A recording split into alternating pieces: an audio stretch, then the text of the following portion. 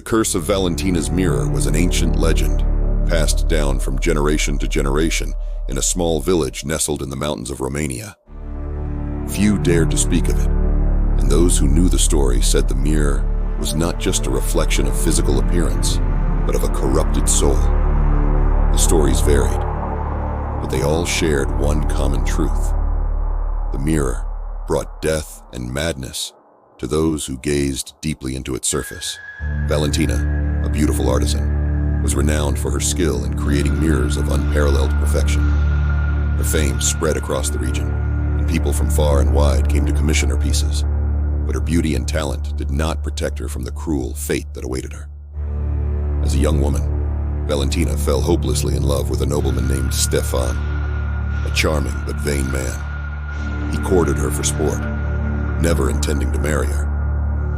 When Valentina discovered his betrayal, her heart filled with hatred and a burning desire for revenge. Determined to make him pay for his cruelty, she sought out a witch deep in the forest, a woman known for her dark powers. Valentina begged the witch to give her the power to reveal Stefan's true nature. "I want him to see the monster he truly is," she said bitterly. The witch, with a sinister smile, granted her request but issued a warning. "What you forge will carry the darkness of your own soul. Be careful what you wish for." Blinded by her thirst for vengeance, Valentina ignored the warning. With trembling hands, she crafted the most magnificent mirror she had ever made. Its golden frame was adorned with intricate details, and the glass was so clear it seemed like a portal to another realm. She delivered the mirror to Stefan, hiding her true intentions. As expected, he laughed at her. "You think this will impress me?" he mocked. But as he looked into the mirror, his laughter died instantly. Instead of his own image, he saw something horrifying. A deformed, grotesque creature, reflecting the true rot of his soul. Terrified and desperate, Stefan tried to destroy the mirror, but it was futile. Every reflective surface he looked at showed the same monstrous image. Driven mad by the sight, he locked himself away in his mansion, and soon after, he was found dead, a victim of his own despair. It was said he took his own life, unable to bear the sight of his monstrous reflection. Valentina, however, did not find the peace she expected with Stefan's death. Something was wrong. The darkness she had forged in the mirror began to haunt her. She started seeing strange things in the reflection. Shadows moving, whispers that seemed to come from inside the glass. Her own reflection began to change, slowly becoming more distorted. She felt as though something inside the mirror was watching her, waiting for the right moment to break free. As the days passed, Valentina grew more and more disturbed, until one night, she mysteriously disappeared from her home, taking only the mirror with her. Valentina's mirror passed from hand to hand over the centuries, always bringing tragedy wherever it went. Its owners were drawn to its beauty, but soon fell into madness or death, never understanding the curse they carried. It was said the mirror fed on the souls of those who looked into it, capturing their essence and trapping them forever in its dark glass. Years later, in a modern European city, a young history student named Maria stumbled upon Valentina's legend while researching ancient artifacts for her thesis. Fascinated by the idea of a mirror that could reflect the soul, Maria dove deep into the story, determined to uncover the truth.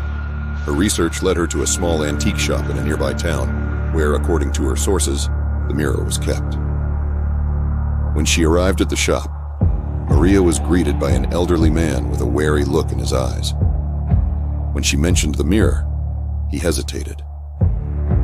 "You shouldn't mess with things like that, girl. That mirror only brings misfortune," he warned. But Maria, skeptical of superstitions and determined, insisted on seeing it. Reluctantly, the man led her to a room in the back, where the mirror was draped with a velvet cloth. As he pulled away the cover, Maria gasped. The mirror was even more beautiful than she'd imagined. The golden frame seemed alive, with details that almost appeared to move in the dim light.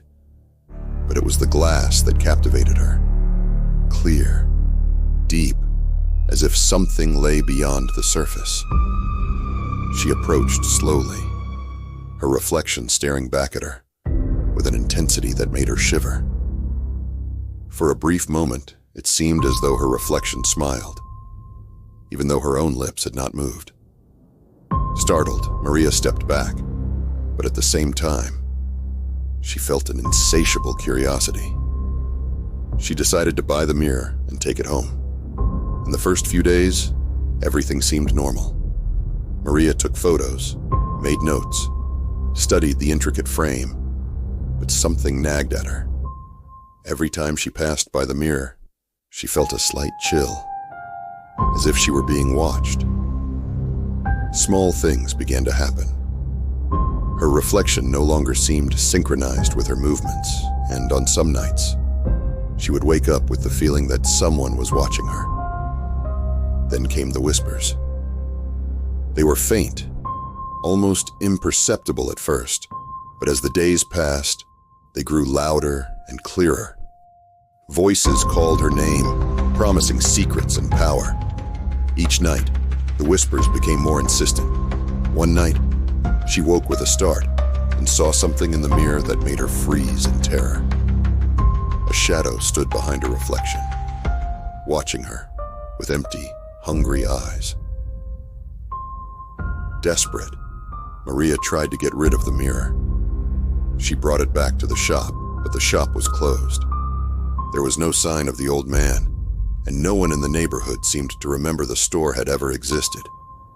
She tried to break the mirror, throw it away, but it always reappeared in her home, as if it were bound to her. The nights became unbearable. Maria could no longer distinguish between reality and nightmare. The mirror seemed to have a life of its own, and her reflection became stranger, more distorted, as if it were transforming into something inhuman. She began to see faces in the glass, shadows of people trapped inside, as if they were trying to escape. Finally, on a stormy night, the mirror glowed with an intense light, and from the other side, something emerged.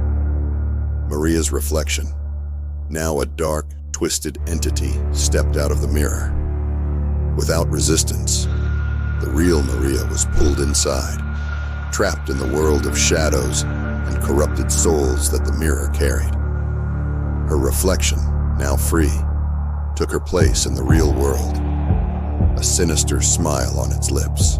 Since then, the mirror continues its journey.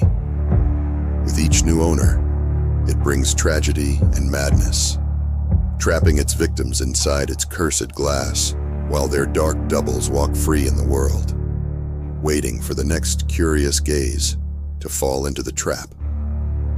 Two halves,